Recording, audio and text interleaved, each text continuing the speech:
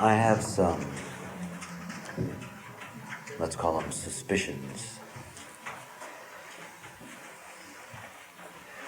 There's something that says to me that the mutation or the emergence of a new species, that the emergence of the rave and the viability of that emergence is going to be totally dependent on the sophistication and awareness of humans that are going to be replaced by them. I guess one of the few advantages is that rave children will come out of human bodies in the beginning. And I suppose that that will allow for some kind of bond and sense of responsibility. It's obvious to me from everything that I've been able to read, and I've gone very deeply into the research of the relationship between Neanderthals, Cro-Magnon men. It's obvious to me that Neanderthals did not go out of their way to make it easier for Cro-Magnon. That just wasn't in the program. I don't really think that these children can successfully emerge unless they benefit from the awareness and protection and interest of human beings. It has to do with functionality. These children are going to be silent. Think about what that's like. I've been at quite a few birthings, other than even my own children. You know, one of the first things you listen for is the cry of that baby. It's alive. And it's an expression of its life the moment that it wails and cries. These babies are going to come into the world quietly. From the moment that they emerge, they're going to spook people. The obstetrician or the midwife that delivers the silent baby and has this rush of old-fashioned retro human fear that there is really something wrong here. What's wrong with this baby? There's instantly something wrong. It's going to be one of the first signals for us. You know, it's one of those things where hopefully by that time, you know, there's a website that is dedicated only to parents who have children who suddenly are born silent. You know, so that they can be properly connected and integrated, and for them to be able to understand what's going on. Not only are these babies going to emerge silent, you know, I don't know how to stress to you what it means to have a human being come into the world, not a human obviously, who's going to be flat. I don't know how you can even, how difficult it is for us to even equate to that. Because even in the examples that I gave earlier, our common drug examples, it's still not the same thing. These are not naturally flat beings. As a matter of fact, they're the complete opposite of being flat. That's why we're trying to flatten them out. It's very different than being naturally flat. It's not human. So you've got these silent, flat babies that suddenly emerge. Now, you know, in those areas of the world where you don't have a great deal of information infrastructure and you don't have a great deal of access, I can't imagine these babies receiving any kind of care that's going to be helpful for them, because they already have a fundamental problem. See, they're designed to participate as an aspect of a larger consciousness. They're designed to participate as an aspect of a larger consciousness. So think about what happens to that silent, flat baby that comes into somebody's life and is isolated from other silent, flat babies. It's not just simply that they're being forced to be alone like their human parents who only understand aloneness, but it's worse than that. It's much worse than that. They're forced to be dysfunctional because they will be dysfunctional, because they cannot function alone. They cannot function in their awareness system alone. They're not meant to. And so the moment that you have these silent, flat babies that are dysfunctional, you know, if there is not good preparation to let people know that these children are coming and this is what it's going to look like. And it's what it's going to look like, that we're not going to be able to help them. You know, the only way that these children are going to become functional is when we bring 3 or more of them together. That's the only moment that they'll begin to function, and to begin to function properly. And even in that functioning properly, you know, you put 3 of these babies in a room. I've seen these kinds of rooms, you know, where you have two-way glass, you know, where they've done psychological, psychiatric investigations for years, watching children play and watching them from behind the glass. And I've had this image many times of, you know, this collection of social scientists, and they're there and they're looking through the glass, and there are these 3 silent, flat babies. And it doesn't look like they're doing anything. I mean, it doesn't look like they're doing anything. But oh boy, are they busy. You know, they're busy in their realm that the outside has no access to. And we're not going to be able to build some kind of an instrument that allows us to participate in that. We're not going to be able to put a microphone to the inside of their emotional system. We're not going to have any access to what's going on. We're not going to understand it. And, you know, all we can do is do the best we can to nourish them and make sure that they're together. But we have no idea what that's going to lead to. Have no idea what their power is in relationship to us.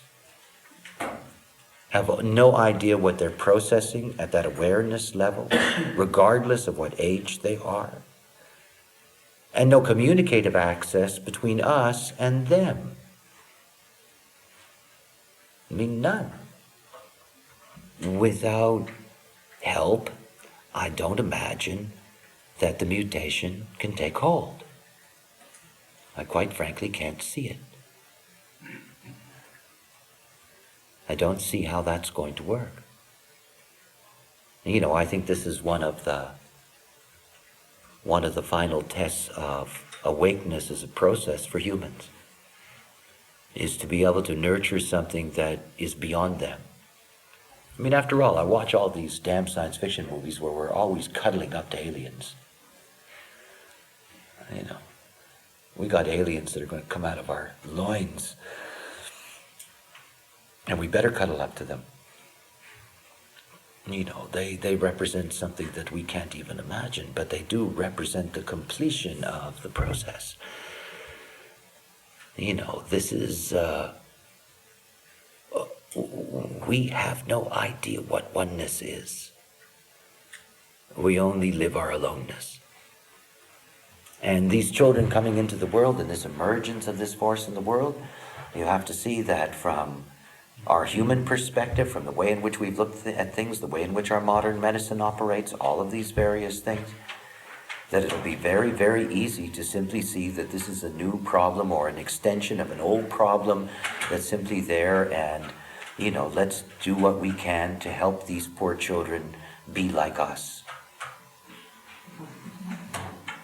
And, you know, they're never going to be like us, and if we force these children into that kind of conditioning system, we're basically going to kill them off because they don't function properly. They can't. They can't.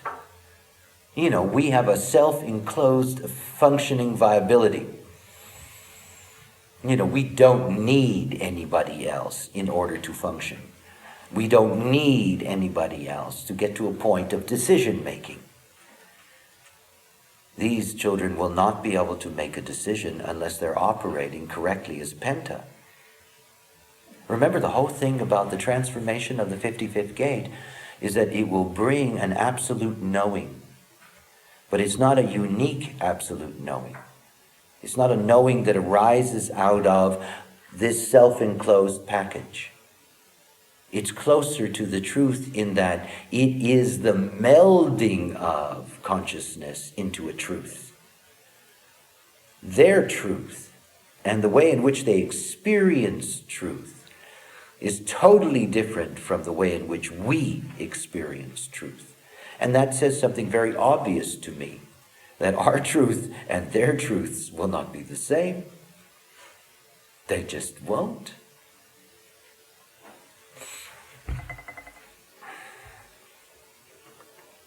I remember as a kid reading about Sparta, ancient Greece.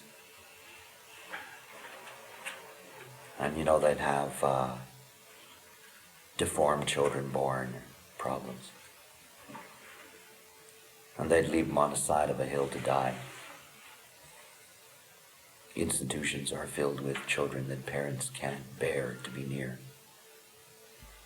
We're also the most competitive creatures that have ever lived. And we're dearly concerned about our territory. This is our turf, this planet. We own it, we run it, we rule it. Everything obeys what we do. It's our world. And the reality is that human beings coming to an end and something else emerging, I have no idea what that's going to mean in terms of the competitive nature of humanity. Did Neanderthals try to kill Chro-Magnon? We know Chro-Magnons killed Neanderthals. That's obvious. We've seen evidence of that. We have no evidence of Neanderthals attacking Chro-Magnon. I don't know if the Rave is going to be protected in the same way. I think in some cases yes, but in most cases no.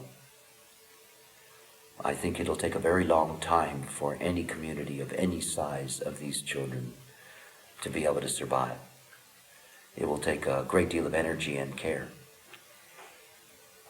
They're the natural enemy.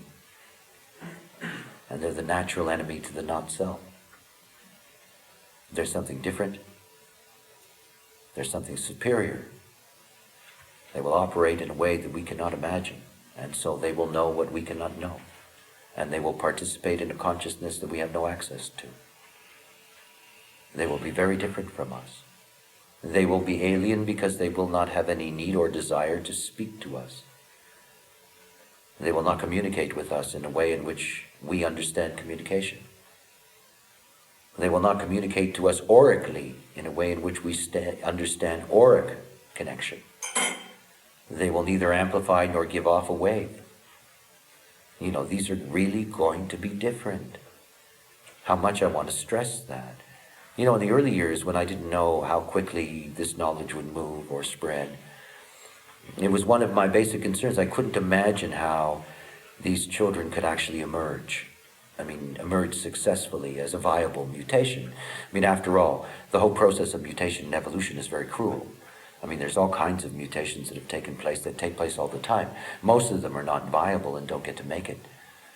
Whether or not this is going to be a viable mutation is something that's really important. It's important that consciousness, because remember, consciousness is constantly being poured out into the totality. Our experiment is an experiment that is experienced by the totality. Whether or not there is the grace, it's about grace.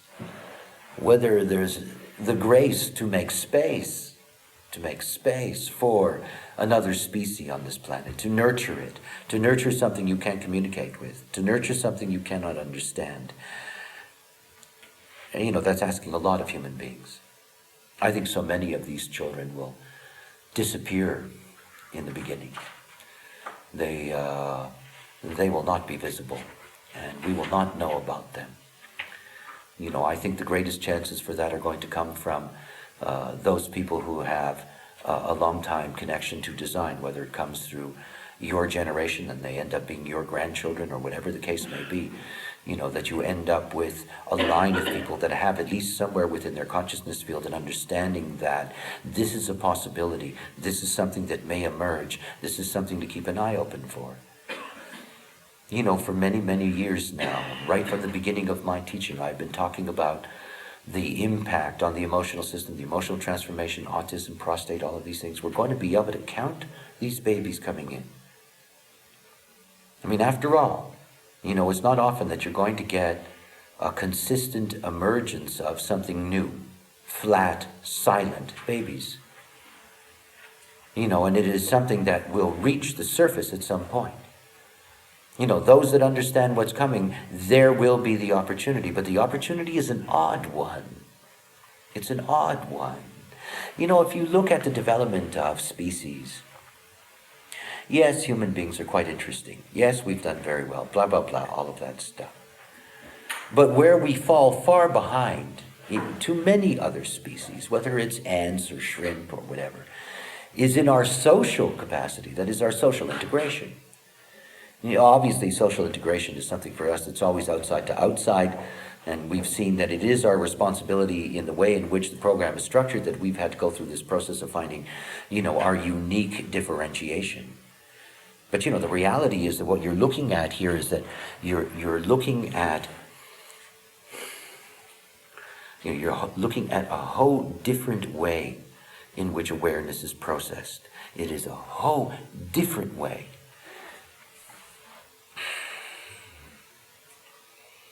I think that though the numbers will be visible, there'll be no question about it. I've watched this through my whole process, that the numbers will be visible. And the knee-jerk reaction is going to be that it's a problem, that it's a disease, that there's something wrong. And there is really going to be a struggle. Because you see, these children, once they're recognized, they have to be taken away from their parents. They have to be taken away from their parents. These children have to be together. They have to be together. This idea of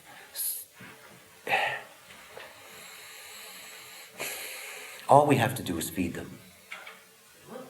Feed them. Feed them. They don't care if you give them a roof over their heads or not, as long as they're together. They'll work everything else out. There are many things that I know intuitively about them. I can't really talk about because I don't know it mechanically. But it's obvious to me that kind of awareness can do things we can't.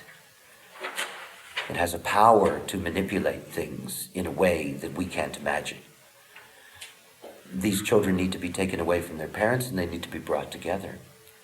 They need to form an awareness unit, and they need to operate out of that awareness unit and mature out of that awareness unit. In the future anyway, this whole business of humanity becoming technically extinct, our ability to be able to reproduce ourselves because we have the intelligence to be able to reproduce life. But the moment that you get into the full-fledged version of that, individual parenting is not a big deal anymore. It's not even the point anymore. As a matter of fact, if you don't go through the experience as male and female in a bond with particularly the female going through her entire chemical relationship to a child within her, to the male bonding oracally through that whole experience, that's what defines the relationship of parent to child. But the moment that the child isn't developing in the womb, the moment that the parents don't have a day-to-day bond, a moment-by-moment bond with that incoming child, that the whole concept of parenting is different anyway. And it's not about various ideas, whether they're old communist ideas or whatever the case may be about, the value of communal upbringing of children, that, you can bring all these children together and raise them. It's a disaster for humans. It's exactly what raves demand. It's exactly what they demand. And the joke, of course, is that you can't raise them. You can watch them grow. But how can you raise them if you can't communicate with them? How can you raise them if you don't understand anything about them? And we won't, We won't. They will not operate in a way that gives us a hook. It's another species. It's like me there with my dog, and I'm trying to teach my dog relativity. And my dog isn't going to have anything to do with that. Every time I even say Einstein, she yawns. This is just not her trip. And here I am desperately trying to teach my dog physics. Oh, it doesn't work. It doesn't work. I can even make my dog, upset because I can teach physics in a nasty voice. And then she thinks I'm punishing her. She thinks physics is nasty. But humans and raves, no difference, eh? Just like me and my dog. Only in this case, we're the dog. I mean, I can't imagine what a rave joke smells like, but it must be hilarious when it comes to us. I mean, really hilarious, Because when that consciousness as a whole, through an emotional awareness that we have it's spirit awareness after all, I mean, I can imagine their detailed emotional whatevers about their progenitors. What a joke. We came out of that? Really? Thank God I wasn't born human. Don't want to be like that. I hope that I live long enough to see one of these babies, or to know one of these babies has come into the world. I think it's incredible, because I understand where all that's going. It's this magic of shared awareness. It's this magic of losing the ego identity of self and being totally immersed in consciousness. I mean, it is the place we move towards. Intellectually we do what we can now. We have our limitations. We are not raves. We are deeply limited in our capacity to be able to reach the other. It's all outside. And the idea that we are really going to have a living mutative force in the world that functions inside, is for me the obvious fulfillment of the whole program, of the whole progression. It sets the stage for the future. It sets the stage for the fundamental reality of what we represent, is that we are all, this is the whole point of diversification now, to recognize that we are each unique and that we each make a contribution to consciousness, a unique contribution, each of us coming in on our little crosses, bringing our little plan and our little way and our little work, each of us adding to the whole. But how extraordinary it would be to be only conscious of the whole and not your part. And this is the thing to recognize about the Rave. They will only identify with their communal awareness. They will not identify with a unique awareness. That's why they're dysfunctional when they're alone. They're really messed up when they're alone. They have no way of operating with awareness. They have no way of finding truth. They have no way of getting to the absolute. And they can't get that from the humans around them. It's not possible. It's just not possible.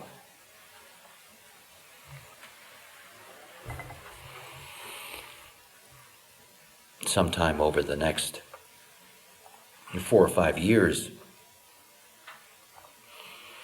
I've already started work on a website that will carry as much information as I have on the coming mutation and signals of what Rave Children will be and how to recognize them, and a way of understanding what can be done for them. It's one of the most important jobs in the future for those human beings that are awake and understand this knowledge, is to recognize that it is a contribution that we're making to the future, and that these children that come into the world need to be nurtured. It might sound obvious to you, and I think it probably does. I don't think you get how much backlash and fear such a transition brings. And it does. Because the emotional system is going to be changed, most human beings will only be able to operate out of the desire level of emotion. There's going to be a lot of fear. And remember that the next cycle is not going to bring investigators. It's not going to bring those that want to know why. It's going to bring this deep concern for the individual life. And, one of the jokes is the fear. Look at the fear. The fear is the 57. Look at the cycle. It's so individual. But everything about the individual is about the acoustic. And everything about being able to deal with fear is about being able to be alert to what one hears. Oh, how frightening it's going to be to have these silent creatures amongst us. We're loquacious, gregarious, loudmouth, verbal gunslingers. All we do is blah, blah, blah. We got 11 gates in the throat. We're nothing but talk. We're nothing but, this is my 10th hour of telling you this stuff. It's just, goes on and on and on. See, the not self for me is very frightening. It's ignorant. It's deeply violent. It's greedy. It's hungry. Doesn't like competition. Doesn't like anyone that has an advantage over it. Hates the hierarchies. Goes on and on and on. Human beings basically are not pleasant creatures. They aren't. Not nice creatures. And they have never, ever, ever, ever been nice to anything in competition with it. Never. The only example, I guess, is the dog. Strange kind of game that humans and dogs have played. And of course, this is all about a change in consciousness. Yes, you've got all kinds of nice people full of light who will say, yes, yes, yes, let's protect them and look after them. But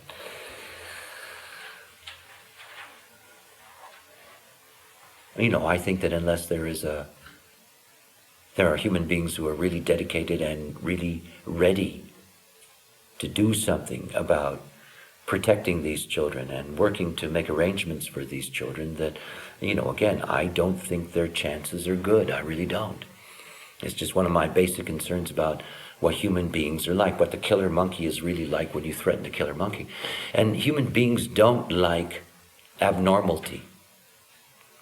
They don't. They don't like the abnormal. They don't.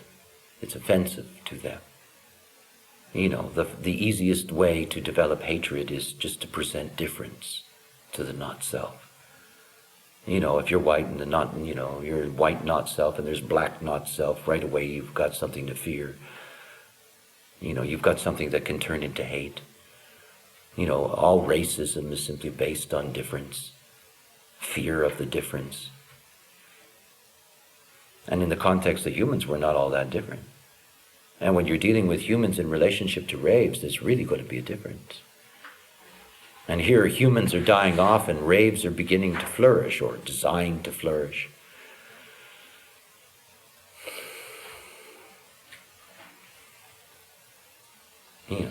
I'm not a prophet. I'm just a mechanic. I look at the mechanics. The human in me has concerns about the humans out there. I know how many babies are aborted. I know how many female children, when they're born, are killed because their parents want a male. I know how easy it is for human beings to treat life as if it's worthless and simply to trash it. I know how many children are in institutions because their parents can't deal with them. All of these things are just obvious. And we're going to deal with a phenomena that is so radically different than anything we've experienced before, that it is going to bring fear, and fear is going to bring reaction amongst those that are ignorant. The other thing is that unless the scientific foundation of this knowledge and the basis of this knowledge, unless it is really grounded by 2027, it isn't going to carry enough authority to really be able to warn people. We may get selective collections of these children and find a place where we can bring these children together. But that's the whole point. And, for me, it's interesting simply to look at that as a great challenge for human consciousness. How much grace do we really have? Because that's really something that we're going to see. It's nice to be able to talk about these transformations and to be able to have a fantasy about, the emergence of a new species and how interesting that can be, how extraordinary that can be. There's enough time over the millennium that's still here that most of you, and I know that for certain, most of you will be coming back a few times between now and then. Some of you may come back as one of these children. After all, it's one of the things to recognize this is an extraordinary process that's in front of us. Yet at the same time, you can't get caught in all of that as if to say, yes, all of this is going to happen and it's all going to be very nice and they're going to be, welcomed and embraced and it's all going to have a happy ending and blah, blah, blah, blah, blah. It really isn't going to work like that. Remember the scenario that I've already given you for this century. There's so much chaos at work. Disease, famine, breakdown of fertility. That's a lot of stuff to deal with. The end of the searching, the selfishness of the individual, This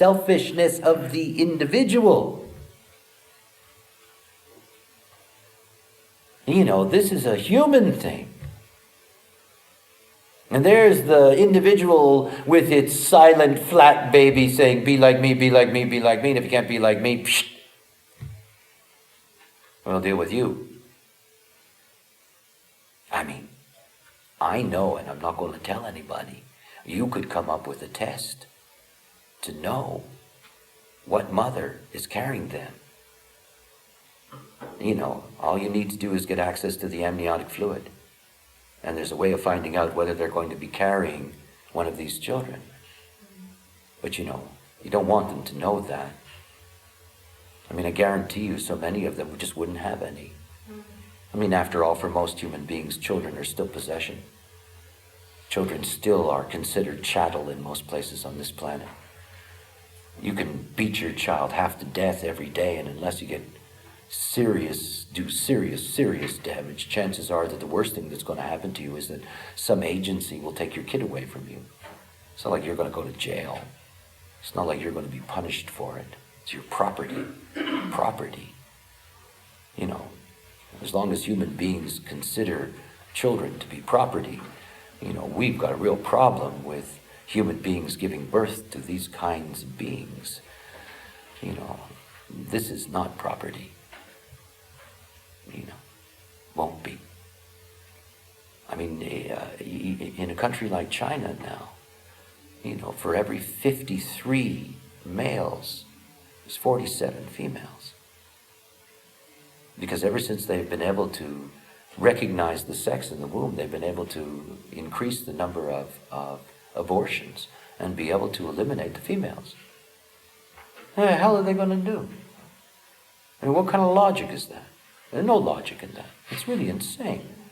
It's really insane. And yet at the same time, that's human beings. The not self is ignorant, is stupid, and it's dangerous. One of the methods in India for getting rid of baby females is to pour scalding hot water down their throat. Newborns. Get rid of them. So we're talking about real freaks coming by comparison. Really different. And if you consider your child your property, and you're going to get a flat, silent one, you want a rebate. You want some kind of let's do this again. And that's really where my real concerns are. My real concern is with the field of ignorance and how the field of ignorance, the vast not self, is going to deal with such a phenomenon. Because understand something. I like dogs, but I don't like cats. And it's not that I don't like cats. It's that the whole thing for me about cats is, I have a cat now. And it's a wild cat. Nobody can ever touch it. But the son of a bitch cost me $2 a day.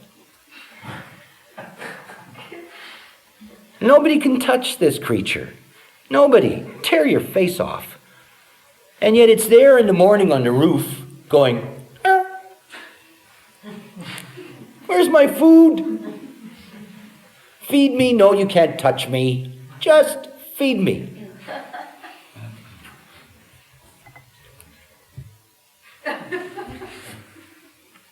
Don't communicate with me. You're not going to be able to love me. You're not going to be able to get access to me. I'm never going to give you anything that you ever expected from a child, ever. But look after me and feed me.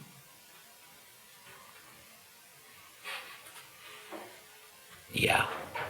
Human beings aren't that generous. They really aren't. It's not what they're like. Not only that, but this is another step. We're not going to give you anything that you can use. But you look after us, you feed us, and we're going to end up taking over.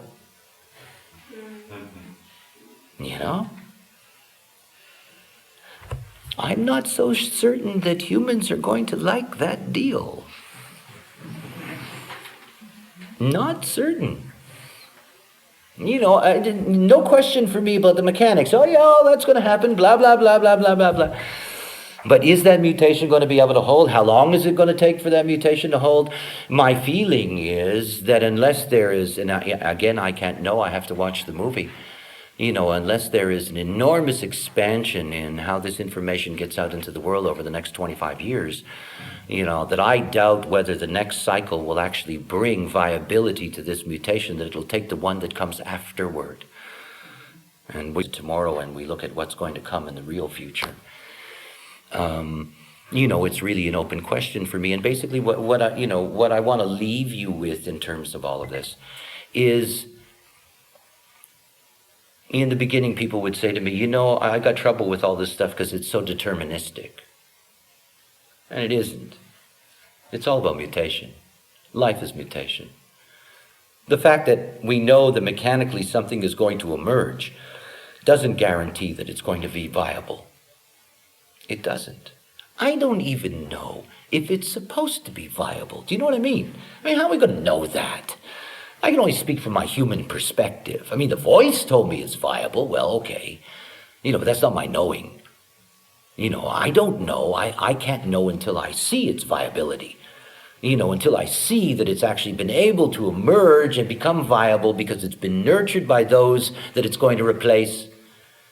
And to nurture something that you cannot communicate with. I got to see that to believe that. I got to see human beings being that altruistic. And the only way I can imagine that is that there's enough people that understand the integrity of this knowledge to recognize that this is something very significant. And even though it's not something for us, it's something for them. I don't know what those 5 babies in a room will be dealing with. But I can tell you that if we ever had a way, and we won't, if we ever had a way of getting inside of that, we'd be overwhelmed with awe. When you think about human intelligence, how amazing human intelligence is. But imagine what it's like to bring together the awareness of 5 beings, and it becomes one awareness from the inside. Not collective agreement on the outside, but one natural awareness on the inside, in which that awareness guides all 5 of them, that all 5 of them are one thing. Hey, that's the future. Not ours. But if you're going to be spiritual as a human being in the end, the best thing you can do is save one of these and find it some friends.